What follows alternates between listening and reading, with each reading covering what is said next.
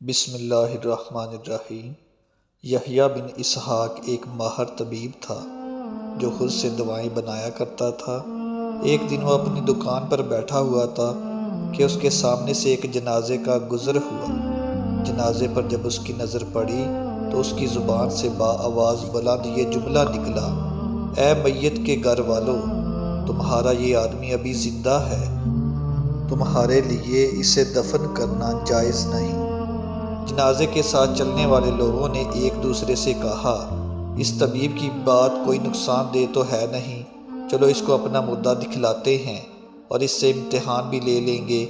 چنانچہ لوگوں نے طبیب کو بلایا اور اس سے پوچھا، تم نے جو بات کہی ہے اس کو ثابت کرو۔ طبیب نے ان سے مردے کو گھر واپس لے چلنے کو کہا۔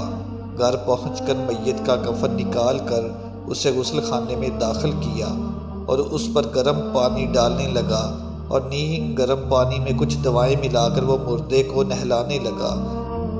کچھ ہی دیر بعد اس کے جسم میں تھوڑی سی حرکت ہوئی۔ طبیب خوشی سے چیخ اٹھا، مردے کی زندگی کی بشارت قبول کرو، اور طبیب شخص کا علاج جاری رکھا۔ آخر کار اس کو زندگی مل گئی اور وہ صحیح ہو گیا۔